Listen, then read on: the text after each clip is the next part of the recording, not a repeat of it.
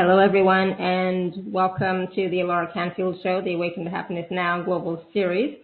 Thank you so much for being here. I feel like I've been away for a while. It's only been a week, but I took last week off because I came back from traveling in Canada and I was exhausted and I was jet lagging, so I was like, I need a break. So I took last week off and postponed my calls to later in the season.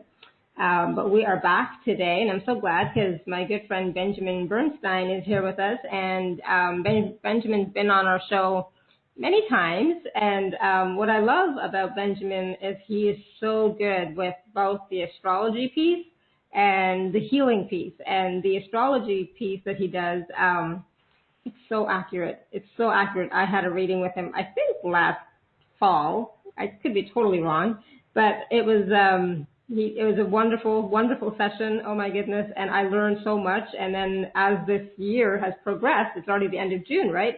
Some of the stuff that he had said was right on target. The timing and everything was like bang on. It's like, oh wow. So because I was, paying attention to it, what he had said, and watching how my life was unfolding and what I was doing in response to my life, and seeing how it was all unfolding, and it was just beautiful, just beautiful. So Benjamin is here with us, and today he's talking about personal renewal using 2017's life-transforming astrology and simple invocations to accelerate your healing and awakening.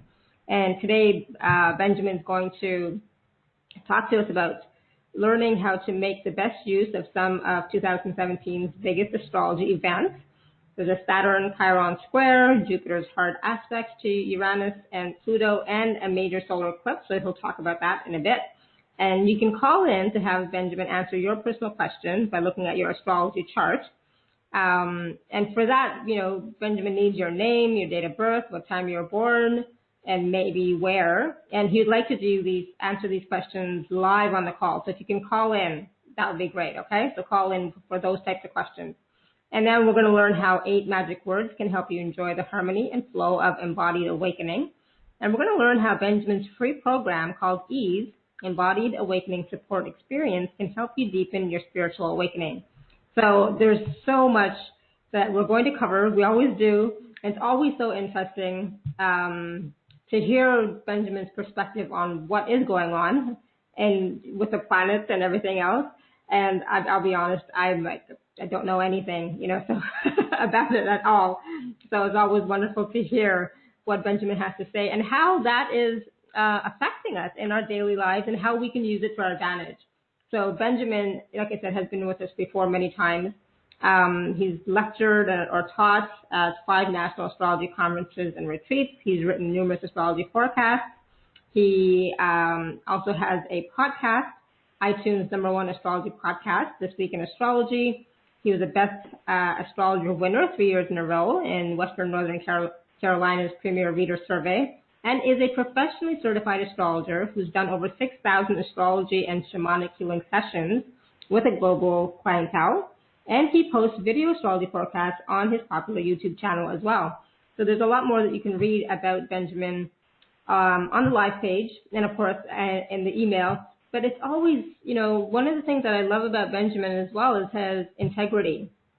He really comes from a wonderful, compassionate place where he wants to be of service and help all those people that go to him. And the last time he was on, I had received emails from some of the people who had sessions with Benjamin, and they absolutely loved the sessions. And I probably didn't tell Benjamin that, so I'm telling him now. So I'm so excited that he's back with us to share his wisdom, his energy, and his teachings. So I invite you to open up your hearts, open up your minds, and join me in welcoming Benjamin to the show. Benjamin, welcome. Thank you. It's a pleasure to be back with you, Laura. I'm so glad. And, like I said, right now, especially, there's more stuff happening in the cosmos, right? More stuff happening that is special and important. And I always wonder, how can we use these new energies to our advantage? How can we use what's happening in the cosmos energetically to our advantage in our day-to-day life? And I know you're going to talk about that because right now, we just had a super new moon, and so that's bringing up a lot of stuff for a lot of people, I'm sure, about transformation, right, and change, and really being true to who you are. Isn't that right? Yes. Although what I'd love to focus on today is the larger of things, because the new moon is, a couple of weeks in strong effect. But what I'd love to focus on today is the things that will last, for months at a time and will be longer-term trends. Absolutely. Astrology can go micro or macro. Yes. And what I'd love to start with is a particular planetary lineup that's actually going all year long. And it's a square between the planets Saturn and Chiron. And a square is simply they're at a 90-degree angle to each other when you look at them in the sky. And this one is particularly intense because both these planets have a reputation for some challenge.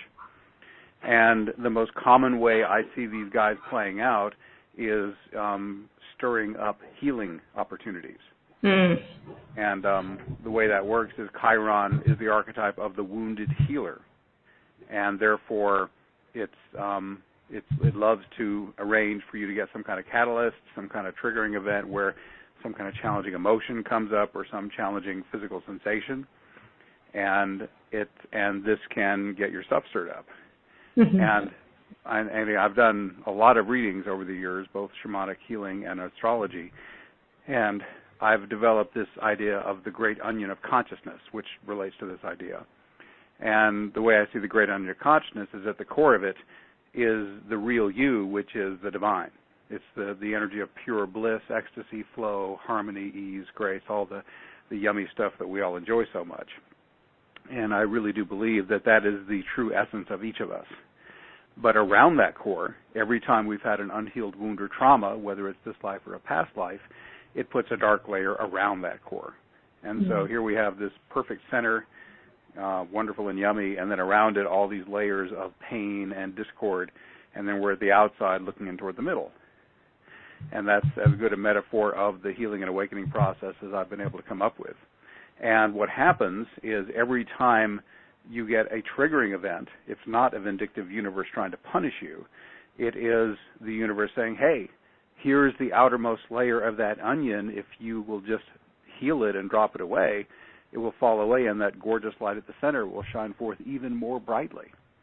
And I don't know anyone who has any significant degree of consistent peacefulness or embodied awakening who has not done their shadow work, where they've consciously chosen to face these challenges and use skillful means to heal them. And so that is a big theme of the entire year with Saturn, who is known as the stern taskmaster. He says, okay, it's time to get real with something, and we're going to get down to it, whether you like it or not, kind of thing.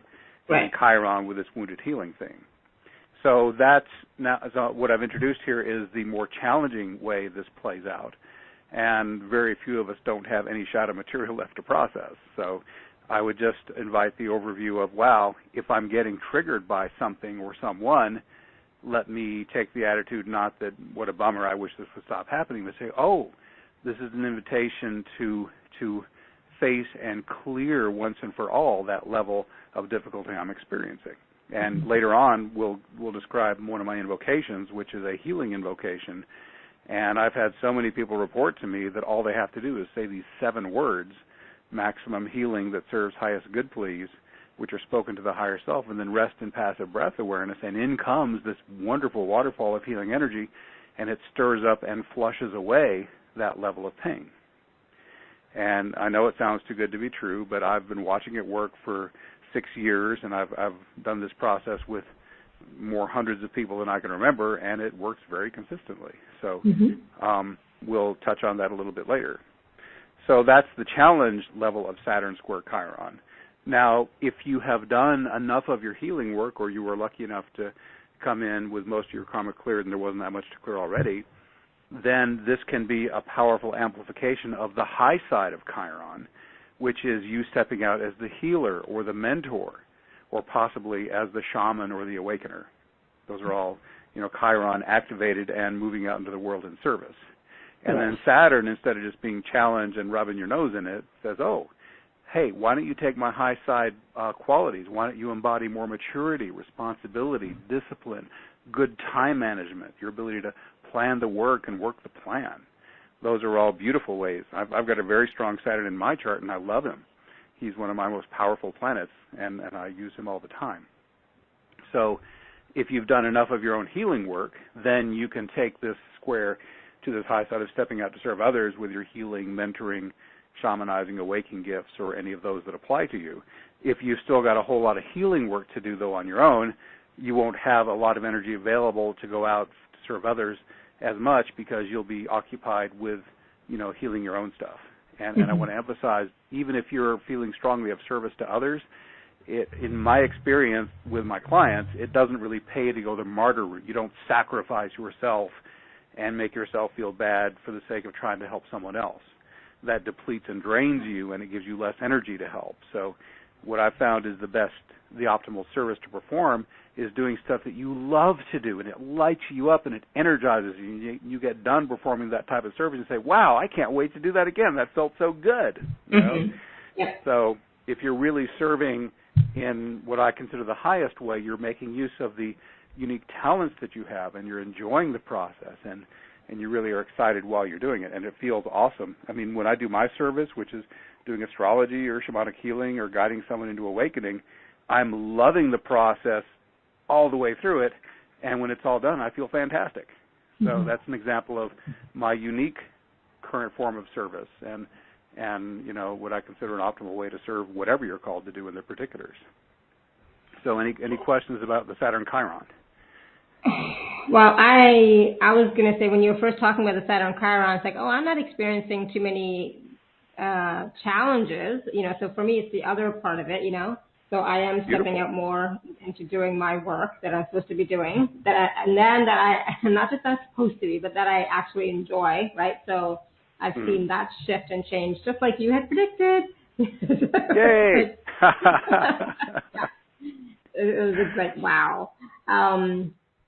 But yes, it's about doing both, though, right? There should be a balance. I hate the word should, but there's a balance between doing your own work when things come up and doing your service work at the same time. So healing continues throughout your lifetime. It's not just done. There might be these things that come up all the time, but continue to do your healing work or service work or whatever it is that you enjoy to do that as well, and find a balance between the two so that you have energy to do both. Because even with healing, you need energy to do that too. You bet. And what I found in my observations of my clients and my friends is that in the early part of your life, it's definitely weighted more on the personal healing side because you've got to get your own house in order. And then as more and more of that onion gets peeled and the light shining brighter from the core, you are more inspired and you are more capable of serving others, and then maybe it gets about an even mix for a while, and then it can then start leaning toward, more service to others with an occasional bit of healing for me. But I know in my own experience too, most of my energy is flowing out to serve others because I did many years of very intense self-healing work, and I was very serious about it. And let me mention too, the way I've described it so far, it sounds like, I wait to get triggered and then I deal with it. But my own approach in my personal life has been to proactively seek the healing, even if there wasn't a catalyst in line. And my own journey was about doing over 100 ceremonies with plant spirit teachers, mostly ayahuasca with some San Pedro and a little bit of other stuff mixed in there too.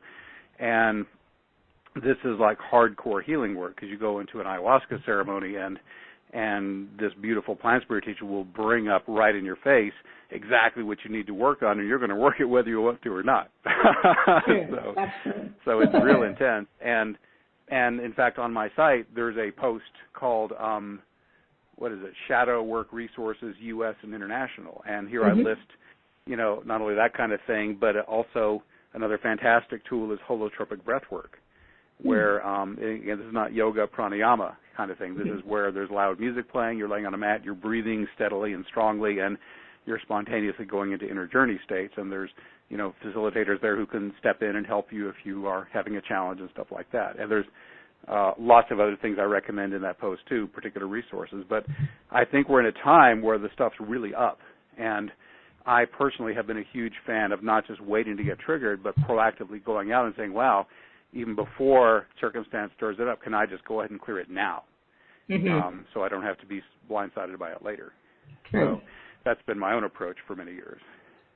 Yeah, and that's, for even for myself, because I do healing work on a daily basis, stuff is coming up for me, and as it does, I'm seeing it and observing it and clearing it and releasing it and doing the work, doing the inner work at the same time, and Good. that's why I can be, so people who are doing their inner work regularly, they can be of greater service to others if they choose to be, because they're clearer, right? Those layers Exactly. are being dissolved, like Yeah. those layers of the onion. And another metaphor, I mean, the onion, but you could all say, wow, I'm a pipeline. The Native Americans talk about being the hollow reed, and Mm-hmm. others talk about being the pipeline or the conduit. And, the more you do your own healing work, if you want to use the image of a pipeline, or an artery, if it's all gunked up with plaque and fat, and there's just a teeny little stream for the blood to flow through, you're not going to get a lot of vitality through that. But if that vein or that pipeline's been widened out and it's all the way to the walls and you've got a strong, clear flow, which is the metaphor for you having done your healing work and gotten that gunk out of the way, Mm-hmm. then obviously more energy comes through. You're a more potent conduit. And I found, the lifestyle you lead overall, down to to the food you eat, the kind of exercise you do, the kind of people you hang around with, the kind of media you consume, all that will color, how clear and open you are to this beautiful energy that would love to flow through you to help other people. Absolutely. But let's talk about some other planets if you I was want going to say, to. let's talk about Jupiter. What's Okay. Jupiter doing? Well, Jupiter all year long is making hard aspects to either Uranus or Pluto, Mm-hmm. and just a tiny bit of perspective on Uranus and Pluto, which are the centerpiece of this stimulation. For many years now, since the late 2000s, they've been making a square to each other, which is again another right angle, and this is the energy of revolutionary transformation. And I like to call this era the 60s Part 2, because Uranus and Pluto were together during the 60s, energetically or exactly. Okay. And we all know what that decade was like about revolutionary transformation. Yeah. And if you look back over these last few years we've been living through, it's pretty darn revolutionary too. All sorts of breakthroughs and shocks and surprises. Some of them really wonderful, some of them really horrible seeming. But the Uranus-Pluto times are like that. It's radical shift one way or the other, good or bad, and then often both mixed in together. So now Uranus and Pluto are not squaring each other exactly anymore, but they're still going to be close enough to that 90-degree angle in the sky through the whole decade that we're still running the effects. And especially when another significant planet makes a hard aspect to them, then it fires them up. So Jupiter is making either a square or an opposition to Uranus or Pluto pretty much throughout the rest of the year, and Jupiter's nature is I amplify, I expand, I make it bigger. It's a magnifier. So Jupiter is simply amplifying the effect first of Uranus, then of Pluto, and kind of keeping that revolutionary transformation vibe going on. And so what this means is times are much more turbulent, there's less predictability, and you have to be a little lighter on your toes, to be ready to flow with change. It's not a good time for people who are just trying to, double down on their status quo and try to not have things change. That's not what these years are about. It's about how quick can I grow and transform and evolve and take it to the next level. And this Jupiter's stimulation of Uranus and Pluto is very much about that. And so on a personal level, the more you're consciously embracing and inviting quick, profound change, then the more positive and wonderful this Jupiter interaction with Uranus and Pluto is going to be. And again, I could take it to other deeper levels, but I think for our purposes today, that's probably the most important concept to bring across about Jupiter firing up Uranus and Pluto. Yeah. Yeah, because I was going to ask you, how does that affect, personally, for a person, but absolutely. So it's bringing up all the stuff so that you are not forced to expand and grow, but, you're going to be put in that path to do the things you need to do so that you can grow and evolve, right? Yeah, and I can be a little, if I can, I'll try to be brief, but a little more particular about the way Uranus and Pluto operate particularly, because each planet has its own personality, and each one tends to affect the world and the individuals in it in particular ways. So Pluto is, about release. He's the planet of death and rebirth. He's the phoenix burning to ash and resurrecting, the snake shedding its skin, their caterpillar melting down and amazingly coming out as a butterfly, okay? So it's a very big change. And Pluto basically wants you to release everything that doesn't serve you, whether that is, possessions, whether that's relationships, ways of thinking, ways of being. If whatever in those realms is not a positive catalyst for your life-affirming growth, then Pluto's saying let it go. And then once you have cleared the decks as much as you can, then Pluto says, great, now I can offer you a lot of wealth and power. And the wealth could be money, or it could be anything that feels important to you. So that's what Pluto can offer in a very super brief nutshell. And Uranus has three high side. And Pluto, by the way, also on the more challenging side, can show up as people or situations trying to boss you around. Saying you must do this, or I'm going to try to dominate and control you. That's Pluto on like its dark side, more like a Darth Vader or a Hitler kind of vibe. But the highest Pluto is the glyph itself, the image of Pluto I use for astrology is like a person raising arms to heaven and saying, I surrender, where you win, actually, because then this beautiful power comes through you, and the more you're willing to serve it and be guided by it, the more amazing it becomes. You become far more potent in your service ability than you were had you not let the divine come through you. So that's Pluto in a teeny tiny nutshell. Uranus I've identified three high side manifestations of Uranus that are really helpful. The first is to let your freak flag fly, which means be the unique individual that you really are at the core as a human being, and let that not only embody it in your own knowing, but as much as you possibly can, let it show to the world too. The second is to follow your intuitive flashes, which is your divine part sending you a text message, and the way you distinguish those from thoughts is when the intuitive flash hits, there's absolute knowing at the moment it arrives. There's no doubt about it. And there's an emotional tone that isn't there with regular thoughts. And the highest is it's similar to what I said about the Chiron service. It's like, wow, how can I go out and serve others, serve the group, my tribe, my collective, using my particular talents in the way that most delights me? Similar theme to what I talked about before. The way you can tell if you're not in alignment with those, Uranus specifically stimulates the nervous system. That's why when many people get intuitive flashes, they get like a goosebump or a shiver or a sort of a nervous system response.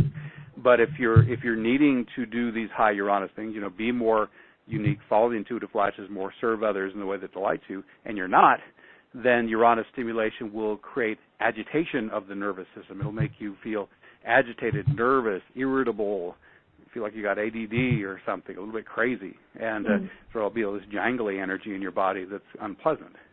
And that's Uranus saying, well, I wish you'd given me something better to do, but since you didn't, I have to go to the low side. I'm so sorry. So my whole premise of astrology is we have choices. What's beyond your control is you've got the horoscope you've got, but I also believe you chose that birth time at the soul level. And you have no control over when the moving planets fire up certain things in your chart or align in the sky to affect everybody. But beyond that, you've got nothing but choice. You have absolute free will choice over whether to embody the low or high side possibility of any of these alignments. And that's what I do when I counsel individual people. I help them see, what's the best, most wonderful life-affirming use as you choose to consciously partner with these energies. I'm as much an educator as a predictor, because I can't tell you exactly what's going to happen when that planet in the sky lights up that planet in your natal chart, but I can say, here's a range of possibilities. What do you choose? And you can make more intelligent choice that way. So that's the whole Uranus-Pluto thing. The third one I wanted to touch on is the solar eclipse. And those of us in the U.S. are getting really excited about this. It's been decades since we've had a solar eclipse that was visible through the entire continental United States. And in a lot of places, we'll see it exactly. So when is it? Of course, is August 21st. Okay. And it'll be exact at 2:30 p.m. Eastern Daylight Time. And I've run the chart of the eclipse, and it's a Leo new moon. So for starters, it's wonderful for new beginnings in embodying yourself as the the sovereign, the leader, the performer in the spotlight. Other things you can use that Leo energy for is to be more playful, hang out with kids more, or be your own inner child coming out to play. Appropriate risk, taking enough time to rest and relax. Those are all classic Leo archetypes. What's really interesting also about this eclipse, it's conjoining Mars, and which says here's you stepping also more powerfully into the role of the warrior, the pioneer, the initiator, the sexual being, the one who just goes out and makes it happen. The Nike slogan, "Just do it," is a perfect slogan for Mars, and that's strongly described as well. What I also love about this solar eclipse is it forms a grand trine formation, which is like an equilateral triangle, with Uranus and Saturn on the other points of the triangle. And I've already discussed both these planets here on the show, but in this context, it's saying, wow, you have the opportunity to fire up some kind of new beginning here where you are more in alignment with Uranus. And Uranus is almost exactly trine this sun and moon. I mean, it's within half a degree of exactitude. That's really tight. And he's saying, okay, fly the freak flag, follow your intuitive flashes, serve your tribe the way you love to serve them. That's firing up super big. And then Saturn says, wow, I can support you on that, because Saturn says, I'm all about structure and procedures and managing things. So, you know, the way I see an optimal way to embody this eclipse is decide what is it I want to go out and fire up. It could be in alignment with that Leo or Mars energy, or it could be anything else. I mean, this is a general purpose, you know, new moon solar eclipse. And okay, I would start by saying, well, what is my inner wisdom? What is my intuitive flash telling me would be best to do now? And if that's not coming automatically, then ask.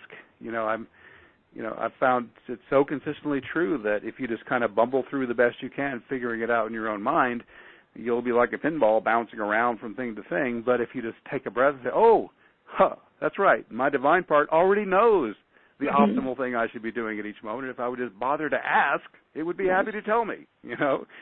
And then if you will then ask and then leave a little silence, I recommend after you pray to the divine or ask it or however you're interacting with it, you know, take a moment and just rest in passive breath awareness. Leave the space so that answer that's coming down, you can actually hear it. Because if you just make a prayer and either just keep praying, which is, you know, your outgoing energy blocking the incoming answer, or you immediately, your mental chatters off on something else, then it's not going to be as easy to hear the response. Because, you know, I believe our divine always hears us, and it's always funneling the answers down, but most people are just too busy and distracted to receive the answer consciously. Yeah. So that's why it's nice to just take a breath, feel the breath come and go for a few breaths, and just leave a little space to let that answer come in. So that's and there's more to that solar eclipse as well. There's a tiny sub-theme with Juno, who's about committed partnership. So it's also a good time to be looking at, you know, whether that means romantic or a business connection, you've got some kind of committed partnership or a friendship.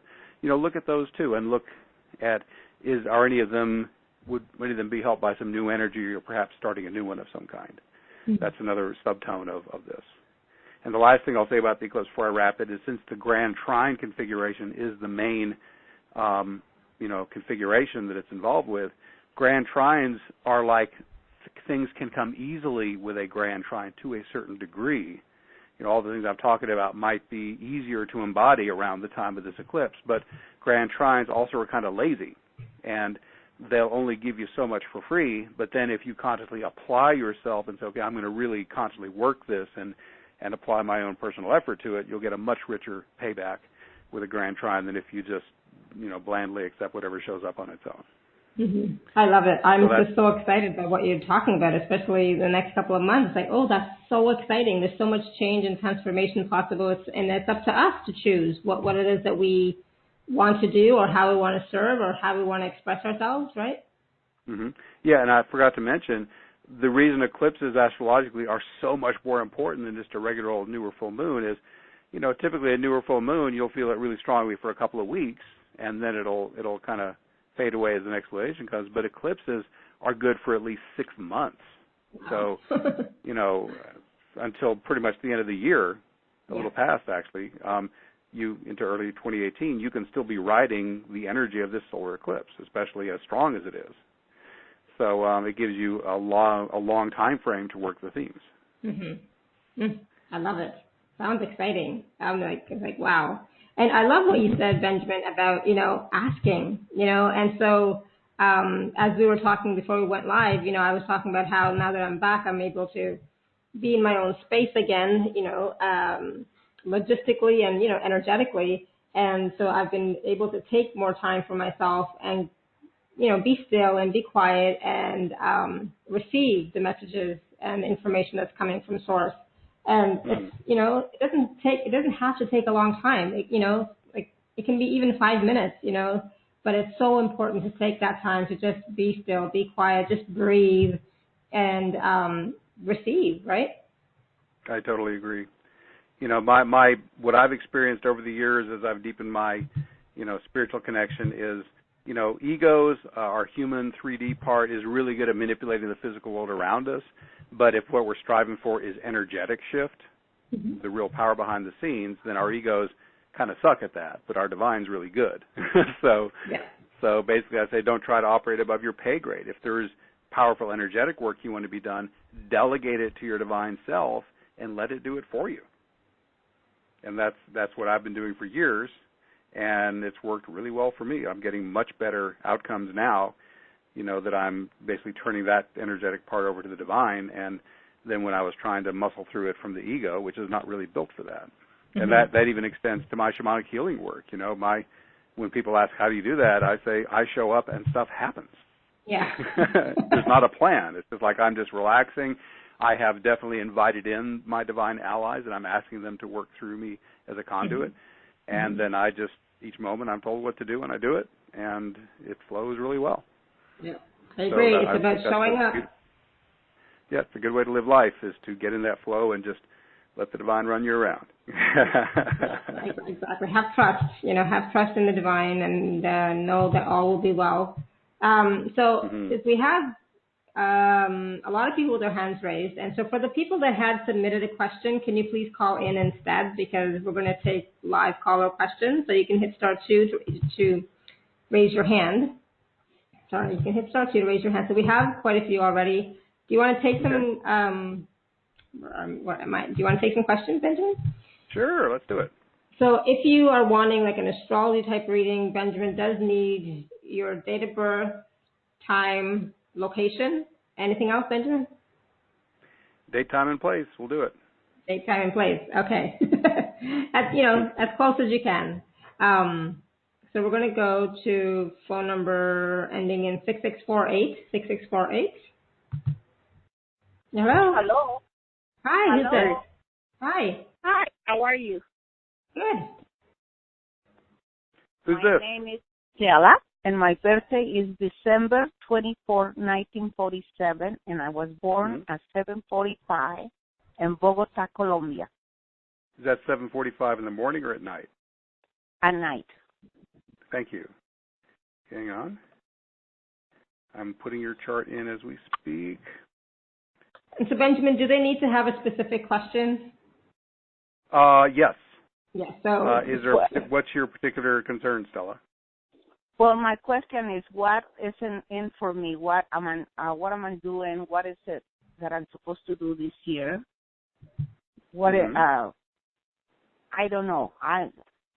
What is my birthday or whatever saying for me this year? Okay, that's really broad, and to answer that, I would have to get into a description of your life purpose and career. And can you be at all any more particular with your question? Well, my job and my love life. Okay, all right. So, are you, in terms of the job question, are you content with your current employment? Are you looking for something new? What's your situation? Oh, I'm content with my job. I am a massage therapist, and I love what I do. Okay. I love what I do. So there's no dilemma or crisis up in the work field right now? No, it's a little slow, but I guess everything is slow right now, right? There's a lot of, I don't know. My job is okay. Okay. All right. So in terms of, I'm looking at the parameters that would describe job stuff right now. Actually, you've got some really interesting energy coming forward over the next couple of years for job. And I'm going to be a little bit technical, but also not overdo that. In your chart, Stella, you've got your midheaven, the cusp of house number 10, which relates to employment and job, is around 2 degrees Taurus. And what's happening right now is the moving planet Uranus is coming up to basically, come very close. In the summertime, he'll stop about 3.5 degrees away. And at that moment, he's also about to square Venus, which is the ruling planet of your career. So basically, over the next 3 years, the dominant theme around career for you is the planet Uranus. And what he's saying is, how can you take it to the next level? How can you, if you love what you're doing, can you not do it the same old way, but, innovate, be inspired? How can I add a modality or do something new, involve something new and exciting and fresh that really electrifies me and excites me? When Uranus comes onto career points like this, if you're happy with what you're doing, then intuitive flashes come to inspire you to the next level. If what you're doing is no longer in alignment with your highest purpose, then Uranus will tend to throw chaos and instability into the mix. So I would be, a little bit this year, but especially when it's going to get, really strong is going to be the spring of 2018 and pretty much all the way through mid-2020 as Uranus both squares Venus, your career ruling planet, and actually lands on top of the midheaven itself, for over the next couple of years from there. So I would just be really mindful of, am I still feeling solid and stable in the work so I can innovate and take it to the next level, or am I feeling like I need to let this go and do something different, or maybe add a modality in addition to? But the core energy around career for you is very much about innovation and taking to the next level and not just running along in the same old groove. Is that a helpful answer, Stella? Yes, that's what I plan to do. I do a lot of modalities. It's not just one thing. I do dowsing, I do house cleaning, I do emotional release. I am a healer in all the, I do a lot of that. It's just, I guess I haven't advertised or anything. It's just, all my job right now is just word of mouth. I have never advertised or done put a business actually out there. I've done it all out of referral. Right, now let me mention, with Uranus on the midheaven, that can be a very high-profile opportunity. So if you're wanting to become more known for what you do, these next 3 years would be a great time to, get more out in the spotlight and let people see the real unique stuff you're doing. It's a time to be out and proud with what's special about what you're doing, with Uranus doing this strong stuff. And let me close by also talking about the relationship question. Uranus is at the same time squaring, I said it's squaring Venus, your midheaven ruler. Venus is also the planet that rules relationships for everybody. And Uranus is also making a right angle square to your descendant or the house of relationships. So in terms of romance or, frankly, any other important person in your life, you'll be able to tell pretty easily, whether you should be maintaining contact or letting him go, because Uranus will be saying, wow, those relationships that are helping you and that are electric and great and wonderful, they'll be even more electric and exciting and positive for you when you're with the right people. So obviously keep spending time with those folks. But if you're in any kind of relationship, whether it's romantic, platonic, family, business, whatever, and that person is not serving your highest good, then there will be instability, chaos, jangly energy between you. And if there's a lot of that, then you need to think, wow, maybe I need to let that person go entirely, or maybe we need to really sit down and see if we can reharmonize the connection to work out these challenges we're having. But it looks like both career and relationship are very dynamic over the next 3 years, and I would be very mindful of putting your energy, whether it's career or relationship, into those areas where you're feeling the positive electrical juice and there's that excitement, that zing, that's the divine saying, yes, this person or this work focus is exciting and electric and good for you right now. Is that a helpful answer, Stella? Yes, yes, because I've been doing that. You know, I'm always I'm always trying to help people and telling them what to do. And all of a sudden, I said, you know what? If they really want my advice, I'm going to let them come to me. I don't need to be Good. after them. They don't want to help themselves. I'm not going to be after them trying to help them. If they really Good, need, because they that want is my help, let them come and ask me, hey, how do I do this? Or what can I do about this? If they don't, then I let them go, all the people that are always repeating themselves. And if I don't see them progressing, I'm letting them go. Bye-bye.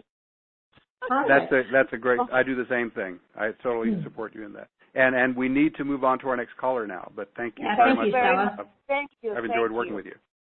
Thank you.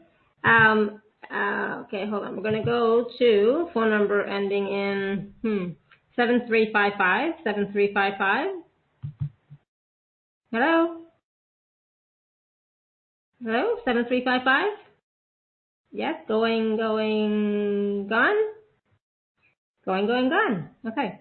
We're going to go to phone number ending in 6026. 6026. Hello. Hi, who's this? Hey. This is Elizabeth. Thank you so Hi, much. Elizabeth. Hi. My date is September 2nd, 1966. And after midnight around 2 a.m. Okay, and Okay. what city was that? It was in Tehran, Iran. Thank you. Okay, I've got September 2nd, 1966, 2 a.m., Tehran, Iran. Is that correct? Yes. Okay, and what's your question? My question is, what should I do now, from now on? What am I supposed to do? My mission and divine illumination transformation. Okay, And so it money. sounds like you're speaking, yeah, so it sounds like heavy emphasis on life purpose with a little career mixed in there. Am I hearing you correctly? Yeah, I went through a lot for the past 10 years, a lot of things. It was very bad. But thanks God, now it's good. Now I know it's time to go on up very fast. Good, yeah. Yeah, one of the reasons you've had so much turmoil is transiting Uranus for the last several years has been making a square to your ascendant and descendant, as well as your natal Jupiter. So that's a very tumultuous kind of energy, and anyone would be rocked by that, I would think. The parameters I'm reading around soul probes from your chart, you've got a lot of Virgo. You have 5 planets in Virgo, actually, including the Sun and Mercury. So it's very clear that service is a big piece of that. Am I correct that you take great joy in helping others? Yes. I'm sorry, what? Yes. Okay, good. Now, Virgo can also be health related, so the chart would support you as a healer in that sort of work as well. That's not mandatory, but it would certainly be supported. You know, Virgo is pretty much mandatory on. Go ahead. I'm a big healer, which I started when I was one of the the first one 25 years ago. Wow. And I know I can change the whole world, and I think now is the time. Yeah, and there's other facts in your chart too. The Sun's conjunction to the asteroid goddess Vesta is saying that you also should be serving a higher cause through what you do, not just lining your own pockets, but knowing that your work is helping in a larger way. That's really big. There's the message around, there's a loose conjunction between the Sun and Mercury. You're a communicator. You're out here to spread an important message. Mercury is empowered in its own sign of Virgo, so it's like really powerful. Yeah, I want to know something that can help me. I want to know something that I don't know. Well, I don't know what you know, so I'm just reading the chart. I want to know how to get back to who I am. Okay. Well, how to get back to who you are we'll do in a little bit, because I'm going to lead folks through an invocation cycle that that should end you up in embodied awakening, fully aware of your divine essence and embodying it in your physical form. So that we're going to do as a group in a little while. Do you want me to not describe what I'm seeing as soul purpose any further? Yes, go ahead, please. Okay. All right. So the sun's also conjoining Pluto, which is very powerful. It says you when you set your mind, can be a force of nature. So it's very important that you embrace this power fully and not be shy or, oh, I'm not worthy of that kind of thing. And like I was talking about Pluto earlier, this is where you invite the divine and say, divine, use me as your instrument, flow your power through me, show me what to do, and do it on my behalf, using me as your instrument. Are you already in that modality of that level of service? I was, and I think now again I'm coming back to it. So that's why I want to know what's the next step? What should I do? Okay, again, and the next step would be for you to be able to hold embodied awakening, and I'm going to close my discussion of your chart with this last, but what I've been describing so far is aspects to the natal sun. But now I'm going to go to your nodes. And the nodes of the moon are a very potent descriptor of soul purpose. They're like the core of that analysis. And for starters, your south node, which is, showing what did you bring in from past lives, through genetics, all that sort of thing, is in Scorpio. And you're starting from that Scorpio place, and then over the course of the lifetime, you're learning more about Taurus, which is where your north node is, which is the point you're moving toward. So this indicates to me that, you are already pretty good at embodying a lot of divine power. Is it true that you are pretty comfortable embracing transformation and change? Is that a comfort zone for you? I don't understand exactly the question. Okay, so in other words, there's times when we feel, okay, it's time for me to shed some old aspect of myself and embrace some new, more potent and exciting aspect. And what I'm seeing in your chart is a possible dilemma around that, because the Scorpio South Node, also conjoining Neptune tightly, is saying, I'll just shed that old stuff like a snake shedding its skin and just totally emerge as the new version of Elizabeth. Yeah, something but all the I'm sorry, what? Something is blocking or stopping. So I want to know how to tear the threshold. Okay. All right. So the key is in the conjunction of Neptune to the South Node, because Neptune is the divine power coming in. Neptune says, I am the life current. I am divine energy, and I am with you always. It looks like you've always had a very high sensitivity level, and you can feel that divine force or have felt that a great deal of your life. Is that true? You've always had an easy awareness of that stuff? Yeah. Okay. So basically, what your challenge here is Elizabeth can't do it herself, which is correct. So what you need is to assign this breakthrough to the divine and let it do it for you. And there's two approaches to that, and we'll be doing at least the awakening process in a little while here on the show, where you simply call in the divine and say, hey, awaken me. Let me feel the essence that I am, and plant it firmly in my physical body. And then the other thing you would do when you feel stuck is you then pull the healing invocation, which I think I described already. You just say maximum healing that serves highest good, please, and relax into passive breathing. And this intelligent healing energy comes in and zeroes in exactly where you're stuck and starts working it. And if you just relax in breath and keep feeling breath and not trying to help at the ego level, it'll get in there, it'll kind of stir it up and flush it out, and to use my other metaphor about the great onion, it'll peel off that outermost layer of the onion.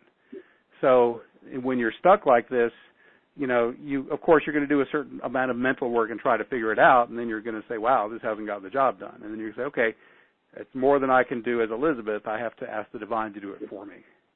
So this is my core teaching is, whatever the ego isn't up to on its own, then you delegate it to the divine, and it does it for you. So is that, and again, I know I haven't told you the step-by-step, but I'm going to do that for everybody here in a few minutes, and it would be redundant to do it with you individually here. Yeah, and we can only do so much in a small, in a session like this, in a 5-minute reading like this. If you wanted more in-depth detail into your astrology reading, you should definitely contact Benjamin and look at the special offers that are available as well. Yes. Thank you so much. Okay. I really appreciate it. You're welcome. Good. I Thank hope you, that was Elizabeth. helpful, Elizabeth. Thank you, love. Thank you so much. Okay. Thank you. Thank you. All right, wonderful. And I love what Elizabeth said. Tell me something that I don't know. I just find that at some point we're all like that. We get to that point sometimes where it's like, just tell me something, just tell me what I need to know.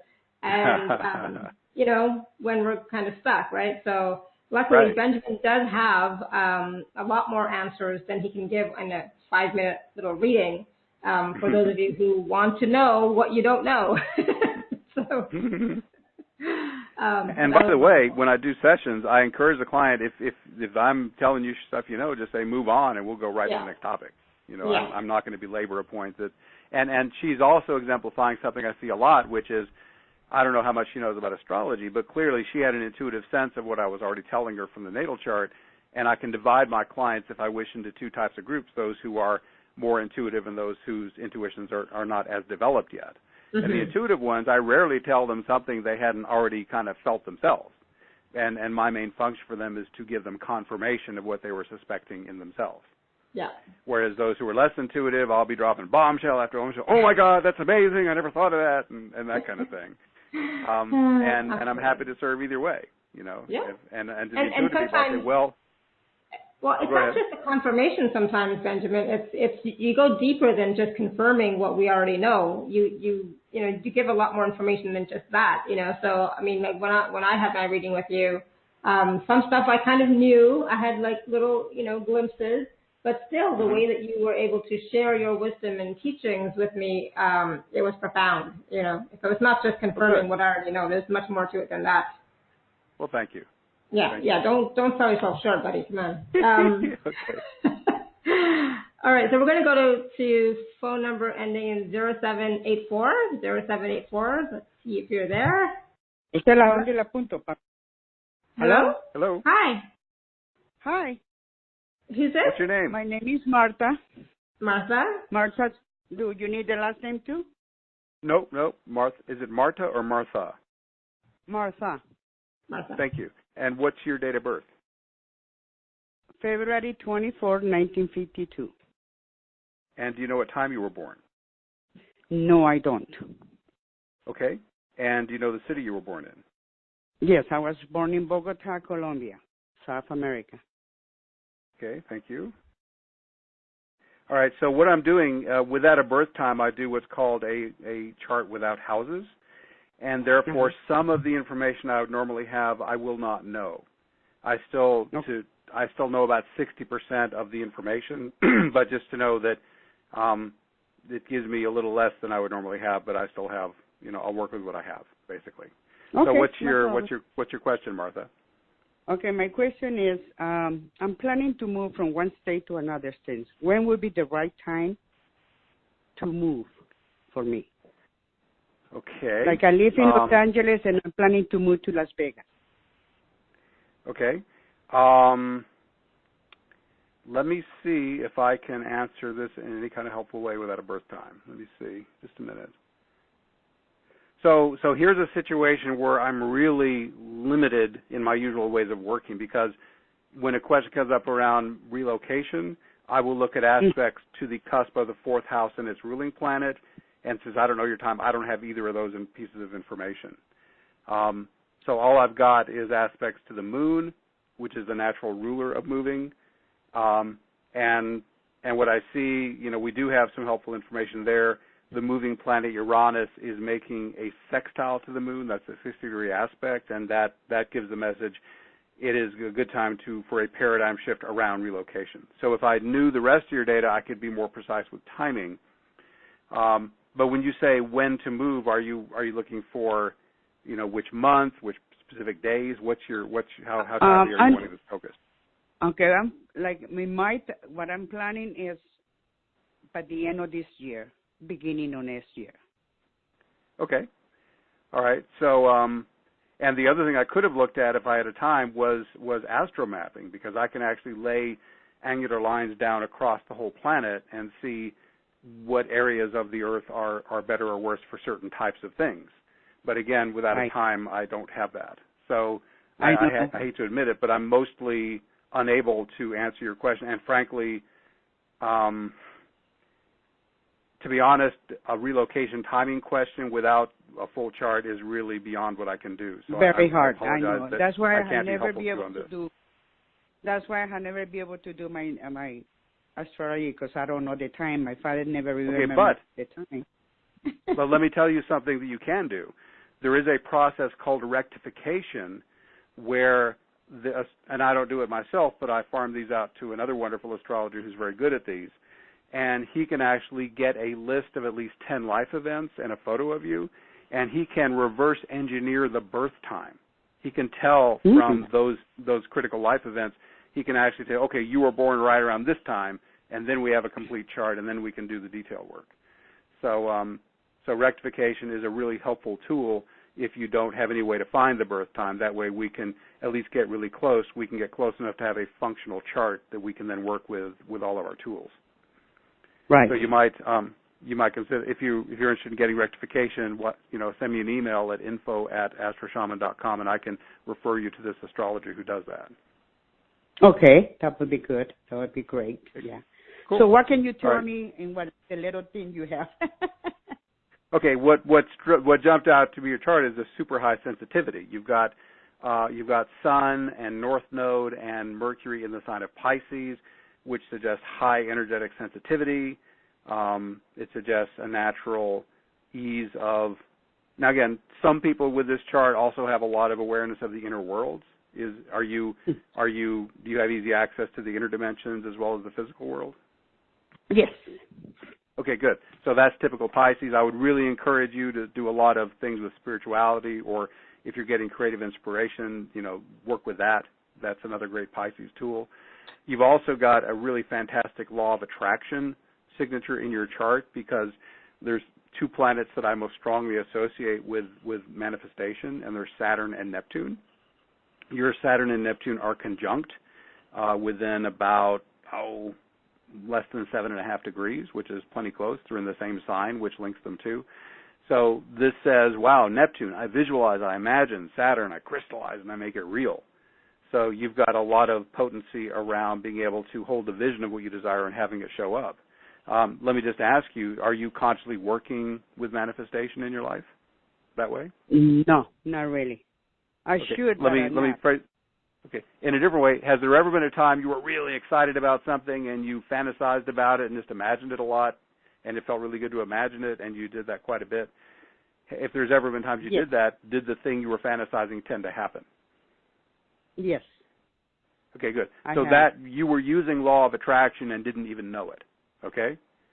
And that's basically one way to approach law of attraction is I focus my thoughts on what I want. I imagine it as if it's already happening. I have strong, juicy emotions, and it shows up. You're programming the holodeck we all walk around in, okay? So I would just let you know that you've got a really far above average talent for manifesting what you want, and I would encourage you to do that consciously and deliberately when there is something you want, so that the universe can bring it to you. Because the universe is a giant smorgasbord, and I would place very specific orders about what really delights you the most. Okay, I would do that then. And good. Let me see. And the last thing I'll throw in here, I've got a strong grand trine between Mercury, Mars, and Uranus.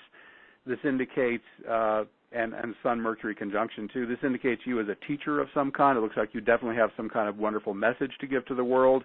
It's an outside-the-box message.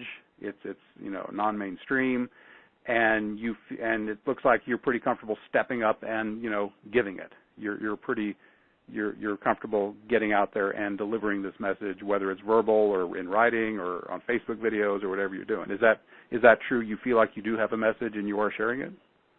Yes, I do. Good. And it doesn't tell me the content of the message; it just says messenger. And it looks like you also don't have to figure it out so much. It just you may open your mouth and then be surprised and delighted to discover the words that come out. Is it more of a channeling kind of communication as opposed to having figured it out in advance? Yes, a lot of people think I'm from another planet because I don't suffer stress or anything. I just take life as it is. Yeah, well, you probably are. So am I. A lot of us are not from around here. We came out to help in the big transition. So good. Yeah. So those are a few things I can tell with what I have, and again, I'm sensing that we need to transition to our next section of the show. So was that helpful, Martha? Yes, that was very helpful. Good. Sorry I couldn't Thank do the you. relocation, but I'm happy that I was able to at least see some other helpful things. Mm-hmm. Yeah, I'm gonna get on the website for that person, and maybe that he can get my time approximate when I was born. Yeah, again, email me at info@astroshaman.com, and I'll send his name back to you, okay? Okay, I will do that. Okay. All right. Thank Thanks, you Martha. very much. Wonderful. My pleasure. Thank you, Martha. Thank you. Bye. Thank you. That's great. And so, for any of you who don't have your time of birth, Benjamin might get a lot of emails, about that now, but That's fine. I'll send them all to this guy. Yeah, exactly. So it is possible for you to, get it. So that's good. All right. So yes, let's see now. We do have more questions, but we'll try and see if we can get to them later. But in the meantime, let's talk about your special offers that you have for us today, Benjamin. Okay. So for those of you who are on the live page, you can just click on special offer. And those of you on the phone can go to awakentohappinessnow.com/Benjamin13. And then afterwards, we're going to do the healing invocation part of it, right? Well, probably just the awakening cycle. Yeah. We have time to go to the healing part, but we'll Yeah. definitely jump into that. Perfect. All right, great. So we have 3 packages, right, that are available for people to purchase, package A, B, and C. And let's talk about these different packages, Benjamin. And yeah, Okay. It's amazing. There's so much that Benjamin can give you, so much information. It's amazing. Yeah, sorry, go ahead. Okay. So all 3 packages are a combination of a personal session with me and some MP3s from my EASE program that Alara mentioned earlier. That's the Embodied Awakening Support Experience program that I do. So package A is a 1-hour basic live consultation. I call that my basic reading. It's enough time to cover the highlights of what's most important. And I call it Astrology Plus because it can be more than astrology. Of course, I'm happy to spend all the time on astrology if you want me to, but we can also do shamanic healing work during that time. We can also have me lead you one-on-one through my invocation cycle so you can have that experience of embodied awakening if you don't get to it, here on the show. So that's basically what Astrology Plus is. And then the MP3s all described with each package. So package A is 1 hour with me and 4 MP3s. And this is kind of the best from my EASE program with the MP3s. And the 4 MP3s with this package A, 5.5 hours of life-transforming audio. I have the Heal and Awaken Invocation Cycle, a beautiful rendition of that. I have a shamanic awakening ceremony. I do these monthly in EASE and in person. And this is where we do the invocations, and I go into shaman mode, and I shake rattles, and I sing, and I clear out a whole lot of heavy energy, and you'll feel that happening as you listen to that recording. There's another one called 2 Healing Methods, which works both on the healing invocation, which is just, I mentioned it already, you say maximum healing that serves highest good, please, you relax, it comes in. And I also do simple focus healing, which is sort of an augmented, a different version where you just put your attention exactly in the center of where it feels the worst, and magically it clears. So that MP3 covers that particularly. And then I have another one with some really juicy questions that came in, and some planetary invocations where I demonstrate how you can actually talk to the planets, which are live conscious beings, and ask them to give you particular blessings and particular high side qualities. So these are what I consider very representative of the core of the EASE program, and whether you join it or not, you get these really juicy effects. So 5.5 hours of audio, a live hour with me. Normally this would cost $180 just for the consultation, but we're knocking 20% off and taking it down to $144 on package A. Package B, we now get more time. Now you get a 90-minute, my standard length session, and you get not only the 4 MP3s I just described, you get 4 more for a total of 8. And the additional MP3s you get on this one, Golden Ray integration and more. The Golden Ray is if you're familiar with the divine rays, there's about 13 of them, and this is the composite of all of them. And it's the only ray that's not fully active on the planet yet. This will help you activate this amazing golden ray of Christ love energy to embody that more fully. There's another one called Deep Healing, where it's a very powerful healing session. Another where I get into NVC, also known as nonviolent communication, where I give some basic ideas about how you can communicate more helpfully and clearly, especially with people you always have trouble communicating with. There's also a very powerful group healing and blending experience where we heal as a group and we actually merge into a single unified consciousness. It's pretty cool. And the last one is simultaneous awareness play, where we, again, merge into a single consciousness and all this wonderful spontaneous stuff happens. And I need to emphasize something here. Yes, the calls have already happened, but in some kind of magic way, the energy of each call is held in the Akashic records beyond time and space, and you can have just as strong an experience hearing the MP3 as if you had been on the live call. I get this feedback all the time. People say, I listened to this, months or even years after it happened, and I just got blown away with how potent it was. And especially when there's a healing process going on, they get a different healing every time. It's like somehow these recordings are there as templates for you, and they will customize themselves to whatever particular healing you need in that moment. And I've had people say, I did the same, healing cycle 4 or 5 times on the exact same recording, had a totally different healing every time. And I'm not even quite sure how it happens. I just know that it does. And then the package C, the deluxe package, I forgot the pricing on the other one. That package B, which is 90 minutes with me and 8 MP3s, normally that would be $270 just for the session with me, and we're knocking that down to $216. Again, 20% off that. And the last package C is 2 hours with me, which is very juicy, plenty of time to go really deep on the astrology and have a really potent, energetic experience, whether you want to do healing or awakening process. And then we give you the 8 MP3s I already described and 4 more. We do energy flow to Donald Trump, whether you love him or hate him. We're going to send energy for highest good to help him be the best president that he can. There's a healing section, and then we move into this super sweet bliss state at the end. There's one with a subtle spiritual journey, which is completely beyond words, but the spiritual journeying we do in Ease is not so much the traditional shamanic journey with power animals and imagery. We're in such high subtle levels in what would be called the upper world that it's mostly feeling states. And all you know is I've just never felt bliss and ecstasy like this before. It's really sweet in that recording. Then there's a spontaneous spiritual journey, where it's another beautiful journey into the blissful, ecstatic inner worlds. And then the final one is ascension, nurturing, and integration, and there's some healing and Q&A in there as well. And the ascension, as I'm describing it, is, there already is an ascended Earth. The Earth herself has already ascended. So there is a subtler, sweeter, higher vibration Earth that most of us are not aware of right now.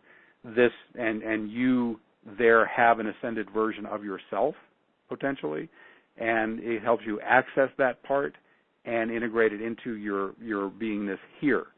And it allows you to act as a bridge between the ascended Earth, and so you can not only enjoy the energy of that yourself, whether you're, putting your attention there in that part of you or in the part of you here, but you can then help others ascend as well. You can then be a sort of a channel for them to get there, just by being there.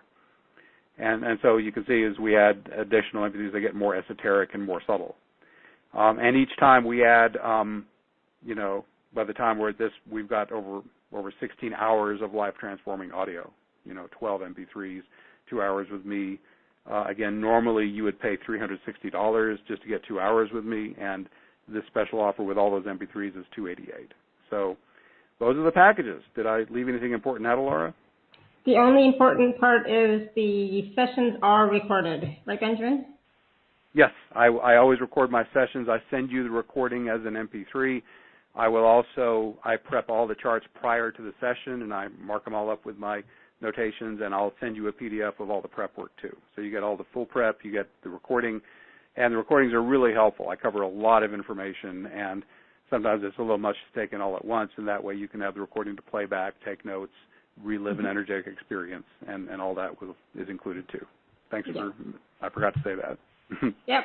Colette had asked that question in the Q&A. So yes, I wanted to confirm that yes, there is a recording because you need it because, because you do give a lot of information and there's no way that we can hold it all in that time frame. So it's good to have it. And, I know I don't like to take notes, during a session like that. I just want to be focused on receiving in that moment. So it's good that they're recorded so that you can go back later and then take notes if you need to. So absolutely. Mm-hmm. Perfect. Thank you. All right. So now we're going to do an awakening process. Yeah, we're going to do my invocation cycle, and I'll need to know how long we have to do it, so I can get it all fit in. Yep, as long as you want. Okay, I can do that. I don't have anything after this call. Okay. All right. So we'll settle in, and as we move into this part, once we start the actual cycle, it's really important that you be able to give it your full attention. Mm-hmm. So if you are on the live call or on the recording, either way, afterward, and you are driving or you're doing something where you cannot actually give it your full attention, please wait until you can give it your full attention. Mm-hmm. Of course, you have free will. You can do what you want, but there's a reason I'm making this request. First, for your own benefit, you'll have a much more helpful experience if you give it your full attention. You're much more likely to experience these subtle blissful states than if there's something else pulling at your attention in the physical world. Also, it's a courtesy to everyone else because we are going to co-create this together. And just as I described on my recordings, on the EASE program, that, the energy is held beyond time and space, the same is going to be true of this call on, Awaken to Happiness Now. Those who listen to the recording afterward are going to influence what's happening right now live.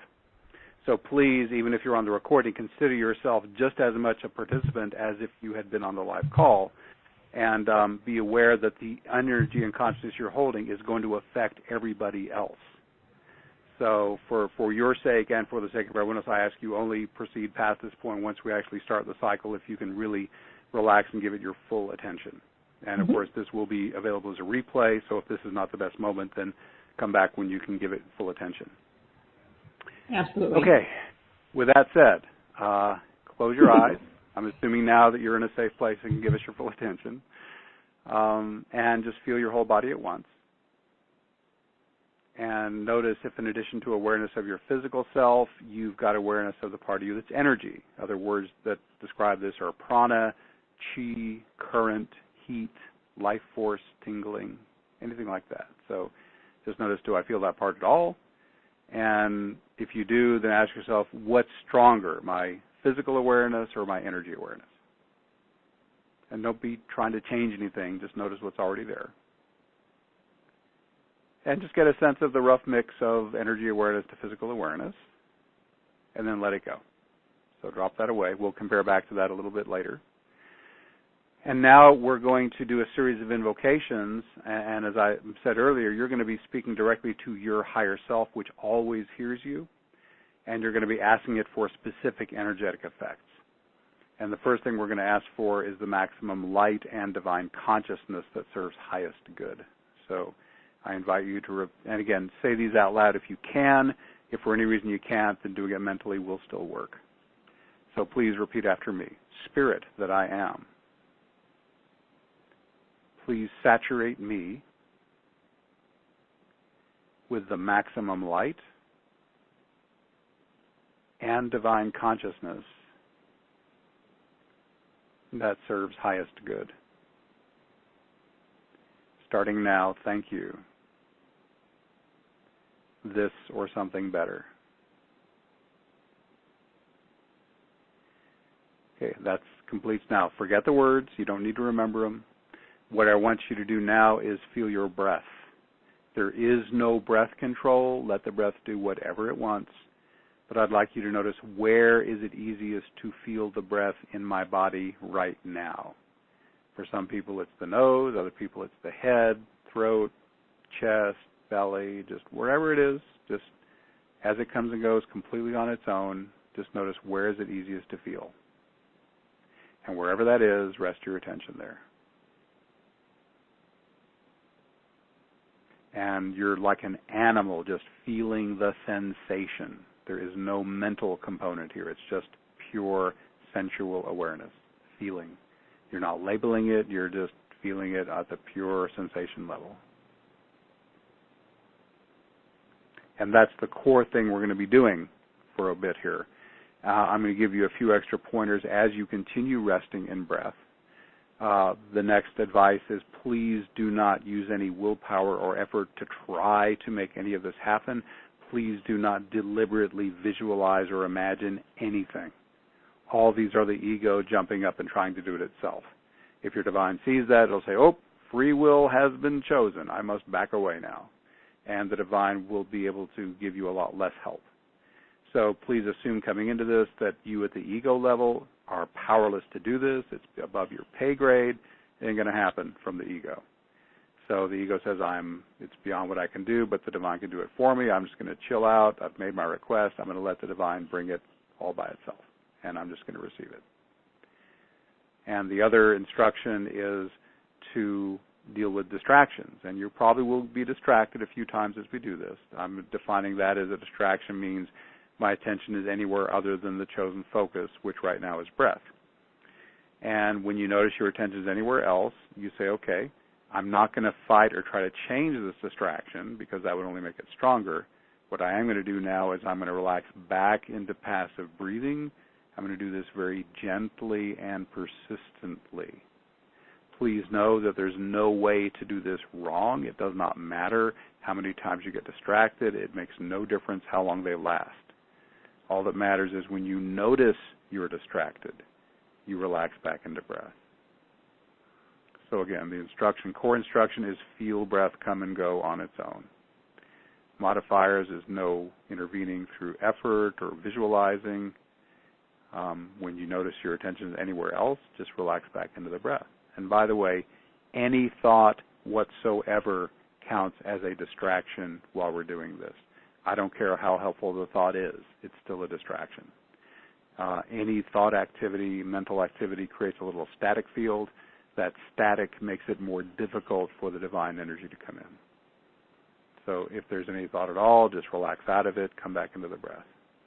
And lastly, as you've chosen breath, it may be that a distraction is still niggling in the background. That's perfectly fine. There is room for both of you. Keep choosing the breath. Allow the distraction to remain in the background if it wants to. There's room for both, like I said. You're not resisting anything in this process. You're just making a choice about where you're putting your attention the best you can. Again, no way to do it wrong. So just, all right, now I just got a really sweet feeling, which lets me know a lot of us are now succeeding in having that divine energy come in. Good job, folks. So, and what I feel empathically when I lead this is the composite of everyone's experience, whether they're on the live call or whether they're coming in on the recording afterward. So either way, just relax into that beautiful feeling. And if you're not super sensitive to energy, it'll just feel like I'm getting more calm and relaxed. For those who are less energetically sensitive, that is what the divine energy feels like to you right now. As you develop more sensitivity, you'll have more particular and specific awarenesses of the energy. But even if you're just feeling more calm and relaxed, it's already working. So I've been narrating pretty consistently. I'm going to be quiet for just a moment. And during that silence, please just relax into the breath very gently.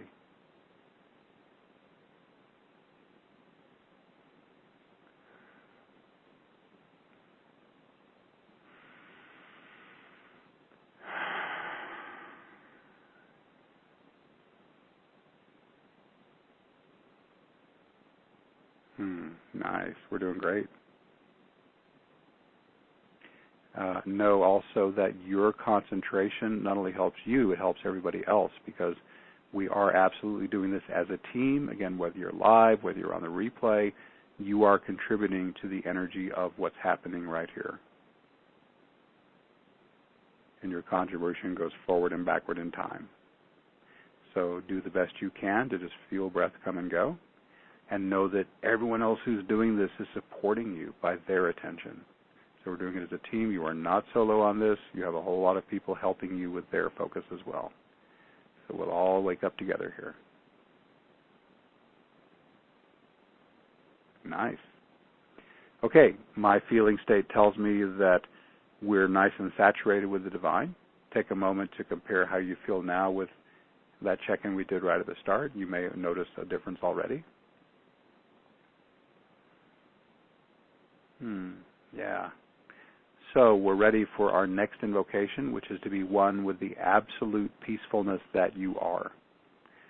So if you're ready to merge with that sweet divine part of you, then please repeat after me. Spirit that I am, please make me one with the absolute peace that I am, to the greatest extent that serves highest good. Starting now, thank you. This or something better. Nice.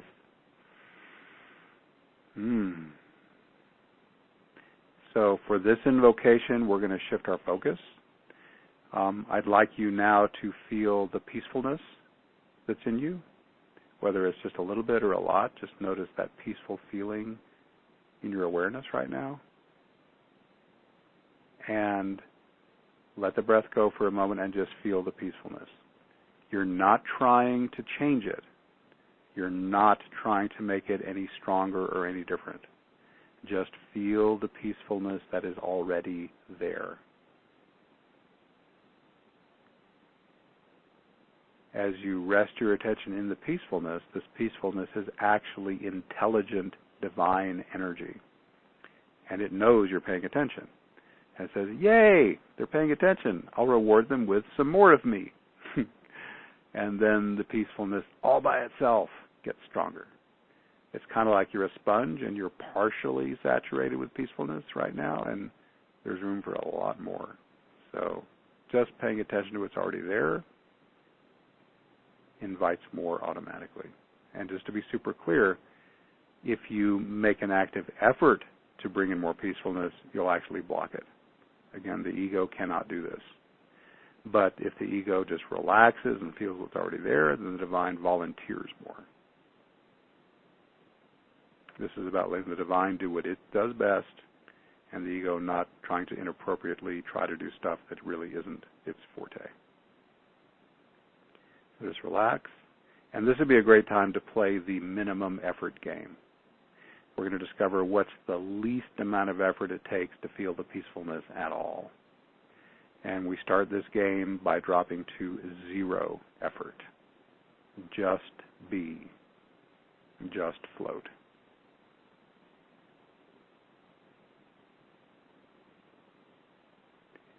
And note if you feel like you're being just comfortably held in this state of peacefulness. And note, is 0 effort just being enough to maintain here? If it is, then hang out at 0 effort. If 0 effort gets you out of the peacefulness and it's not quite enough to stay there, then you'll need to add a teeny tiny bit of effort. But I'm talking the absolute minimum that gets the job done. So add a teeny tiny amount of attention back toward the peacefulness deliberately. And as soon as you feel it again, just hang out at that level of effort. You really want to use the bare minimum that gets it. Make it as easy as possible. So whether you're resting at 0 effort and you're just being held, whether you're just holding the bare minimum effort to feel the peacefulness at all, just hold that either way. Yeah, we're doing good. We've got a really powerful group here. So you may be feeling a little light and floaty now. That's probably the most common description I get of this state. Some people say, I feel like a cloud, I feel like a ball of light. There's different ways to perceive it, but it's the light, floaty feeling. So I'd like you to notice as you relax into this part of you that is light and floaty, in this part of you, is there any mental chatter or challenging emotion? If you haven't noticed it yet, it's not there. So also notice if this light floaty part is peaceful. And if those things are all happening at 0 effort, And then we got something cool happening. So let's try that wherever you're at. Either drop to zero effort or just stay there if you were already at zero. So again, all effort dropped right now, just be. So if at this moment there's no mental chatter, no challenging emotion, and it's peaceful, then you have achieved union with your higher self, also called the soul. There's a lot of different names for it and a lot of different paths, but basically if you feel that light floaty part, no chatter, no challenging emotion, peaceful, and it holds itself at zero effort, then you are now conscious in the part that created your ego, your human part. And if you didn't quite make it this time, then do the replay and you can run it again. But a lot of us are here now. I can definitely feel it. So just relax into that and just be. So right now, if you're having the experience I'm describing, then you are one with your higher self. And this part of you I believe to be unborn, undying, immortal, eternal, always has been, always will be. This is what chose the physical incarnation, that is your human part. But as you rest in this part of you that's just pure energy, which by the way has no shape, it's just amorphous energy, you may even discover that this energy part feels more real to you right now than the physical body does. And what that's signaling to you is, wow, this is the real me, and that physical body, the human part, is not my identity at all. That's my tool, my instrument, my rent-a-car for a few decades. The real me is this wonderful energy. So now that you've had that experience, it's now time to bring them together, if you wish. Now, before we do this, I need the permission of the ego before we can proceed. So you may have the sense I'm talking to your higher self right now, that beautiful, peaceful energy part. Now we need a word with the ego. So ego, here's what I'm proposing. I'm wondering if you are willing to, so to speak, slide from the driver's seat over to the passenger seat and let your divine drive. I want to emphasize, ego, you're at no risk here, because if at any point you don't like the way your divine is driving, all you have to do is slide back over, take the wheel, your divine will step out immediately, and you, ego, will be fully back in control of the body.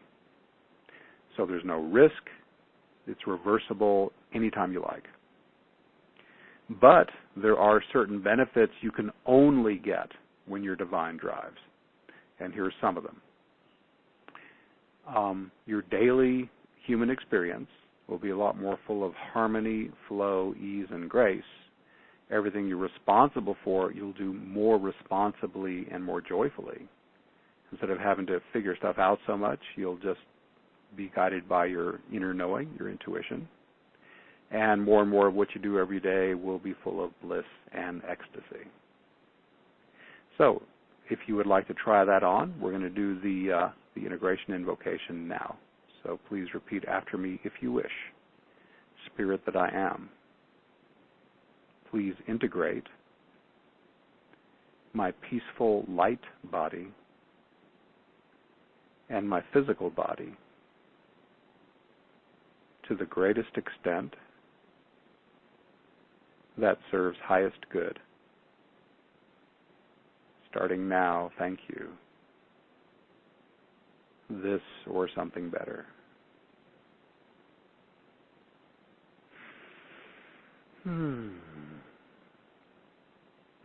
Now we return to passive breath awareness. We're back in the body again. So, as before, please notice where in your body is it easiest to feel the breath coming and going. Please rest your attention there. As before, there's no breath control, there's no deliberate willpower or deliberate visualizing. When you become aware your attention's anywhere other than the feeling of the breath, you don't fight the distraction, you just relax back into breath, very gently and very persistently.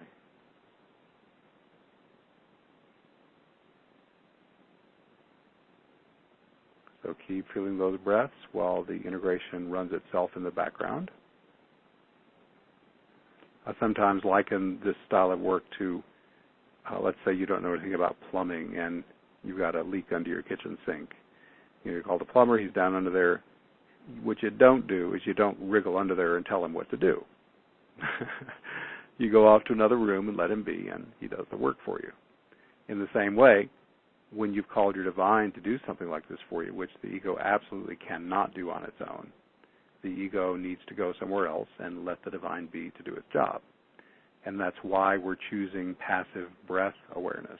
There's a particular reason why, which is we need a non-mental focus. I mentioned earlier that any thought whatsoever, even if it seems helpful, creates static, and that static makes it harder for the divine light to come in.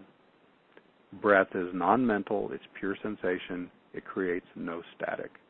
So breath awareness is a really great tool to use to relax into while your divine is busy doing what you asked it to do.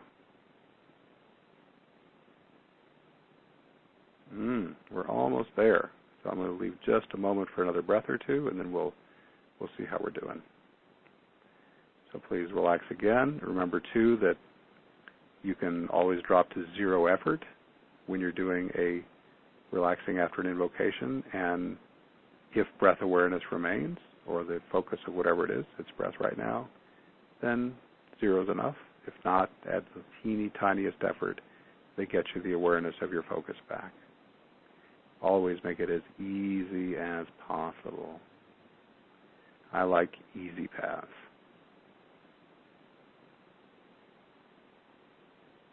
Okay. I'm feeling really good, which means most of you are feeling really good too. So we're going to run the Embodied Awakening Checklist. I'm going to ask a series of questions. Just answer to yourself yes or no. Do you have full awareness of your physical body? Do you have full awareness of your peaceful light body? Can you feel both bodies at the same time?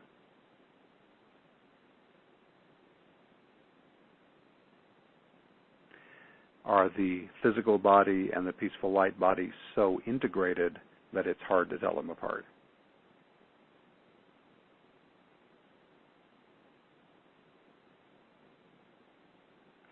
At this moment, are you experiencing any mental chatter or challenging emotion?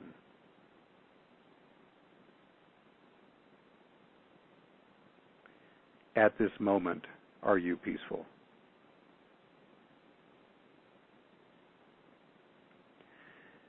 Please now drop to zero effort and just be. And in that fully relaxed state, note, is there any mental chatter, any challenging emotion? Am I peaceful? If you got no chatter, no challenging emotion, and you're peaceful and it's effortless, then you are in embodied awakening. So if you're having the experience, then just take a moment to note that you are fully present in your body, fully alert, and where'd the mental chatter go? Where's that challenging emotion I used to feel? It's gone, gone, gone. It's all peace. So the reason it works this way is when the bodies integrate, then the human ego part of you gets the same consciousness as your higher self. In fact, the higher self now is your consciousness. It is your operating system if you're in embodied awakening. So when that's happening, then all the benefits I described are online. So if that's true for you, just feel it a moment longer. And then ask yourself, what do I prefer? The way I feel right now or the way I usually feel every day? And if, like anyone I've ever asked this question, you prefer the way you feel right now, then we have one more invocation that will help this be more consistent for you. This last invocation is going to place most of your awareness into your peaceful light body from now on while maintaining optimal functionality in the physical world. So if you would like to do that, please repeat after me one last time. Spirit that I am, please place my main awareness in my peaceful light body from now on. while maintaining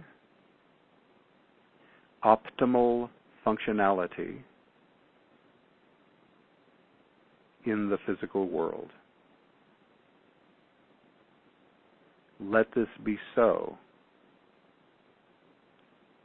to the greatest extent that serves highest good. Starting now, thank you. This or something better.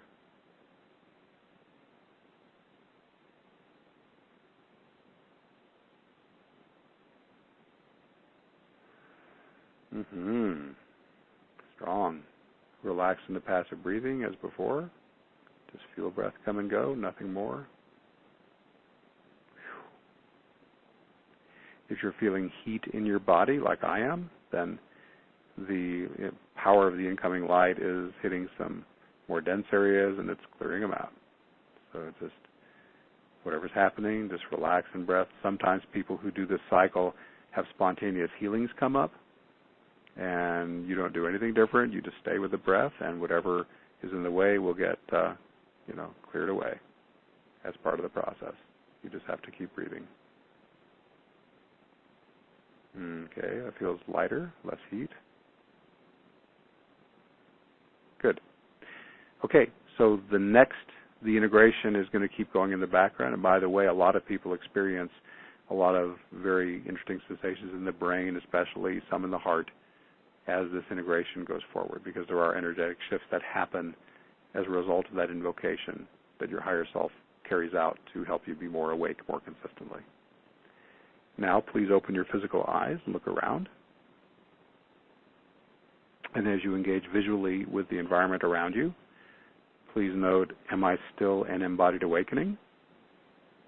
Which is the same thing as asking, at this moment, am I free of mental chatter and challenging emotion? Am I peaceful? And is all that holding itself effortlessly? That's embodied awakening. And there are follow-up instructions on this on my website. And you can actually do a very, very quick refresher on how to maintain and deepen this on your own. I'll just give you the shortest possible shortcut on this, and you can read more on my site. Basically, to maintain this on a daily basis, you start your day as soon as you think about it by saying what I call EAR, the Embodied Awakening Refresher. The 8 words are maximum embodied awakening that serves highest good, please.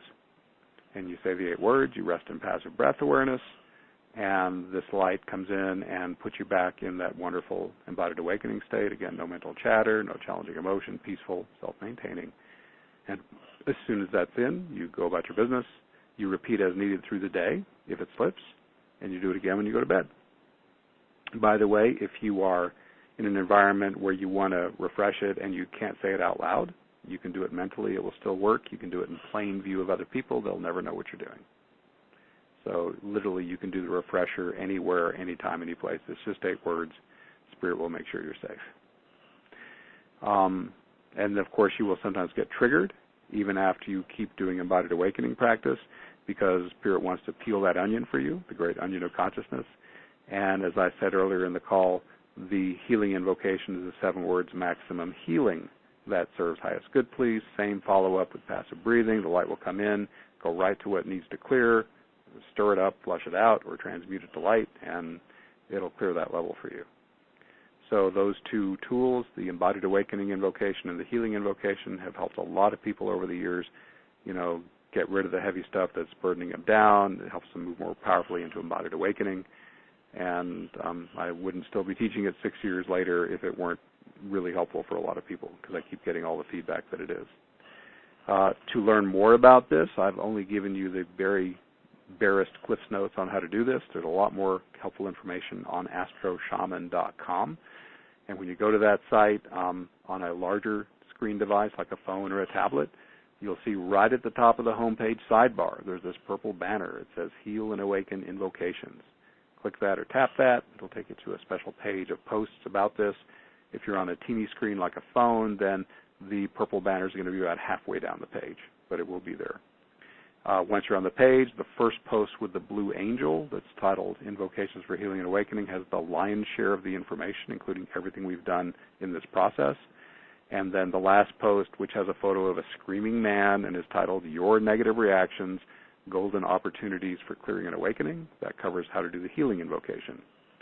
And late in that post, there are links also to my Simple Focus Healing tool that I mentioned earlier, as well as that link to the post on shadow work resources, U.S. and international. So a lot of great info there. All of it's free. Also, at the end of those posts are links to my EASE program, Embodied Awakening Support Experience, which is absolutely free. You can do it free as long as you want. And every week we do a live call, and then the recordings go up. There's getting close to 100 recordings now, all of which carry the full power of the live events. So that's available for you as well for free. So that's the process and a little bit of follow-up if you're interested. And back to you, Alara. Thank you, and thank you for giving me this time to, be able to come back and function, because I was like so deep into it. It was beautiful, so powerful. I love it, but sometimes it takes me a few minutes to come back so I can talk again. But wasn't that just amazing? Oh my goodness. So if you want to write in the Q&A, let us know how that was for you, this beautiful process. It was just, wow. I love the whole thing. And, there were no challenging emotions for me, but a little bit of mind chatter, which is normal. Mm-hmm. Yeah. That's normal for me. And also because, I'm trying to, be on top of working the board and everything else, right? But, yeah, you got stuff going on. I understand. A little bit going on there, but it was still amazing. So thank you so much. You're welcome. And I'm glad that you shared all those resources too that are available on your website, so that people can go and read up more about it, do it again, get all the wording as well, and of course, all of that is on this recording today, so you can go back and do this again, as well as receive the wisdom and teachings that Benjamin shared earlier about everything that's happening in the next 6 months to 6, 7, 8 months, right? So there's so much information there for all of us to really tap into, and then take a look at his special offers and see which one of them would be the right fit for you, so that you can get more information, and not just confirmation of information that you might already know, but also new, fresh information that can help you to make different choices, better choices, or more aligned choices as you move forward this year. So please do take a look at those at awakentohappinessnow.com/Benjamin13. And this is amazing. Thank you so much, Benjamin. I just loved it. And I'm still laughing about the caller who called in and said, "Tell me something I don't know." It's like, and there's so much that we do know, but that what we don't know sometimes can be truly that's what shows up in those readings, is what we don't know, and we get an aha, we get some sort of insight, and then we can make our choice which way we want to go. We can follow the higher aspect, I think you called it, or the lower aspect of what's happening in our charts. And it's just interesting to see what is there, so that we can be on guard a little bit too, be aware of what's going on and what may occur in the next couple of months, and then choose accordingly, right? Absolutely. So, thank you so much. And thank you to all the callers who were able to get on today. I'm sorry we didn't get to all of you. But, there's just not enough time, because Benjamin, as you saw, was going really deep into each person's chart to see what he could give, right? And there is hope for those of you who do not have your birth time. There is a way to get that. So Benjamin has that resource as well, that you can work with someone to get that information, so that then your chart can be full. So that's good to know. That's really good to know. So thank you. And thank you, everyone, for being on the call with us. I urge you to stay in this energy a little bit longer if you can. So just stay lying down, stay seated, just be in this energy, just really immerse yourself in it and enjoy it, right? So thank you, Benjamin. Thank you. It's always a privilege to be on the show, Alara. Thank you so much. All right, and thank you, everyone. Have a great day, evening, wherever you happen to be. Sending you all much love and blessings, and continue to live your life filled with joy, peace, love, abundance, and happiness. Bye for now.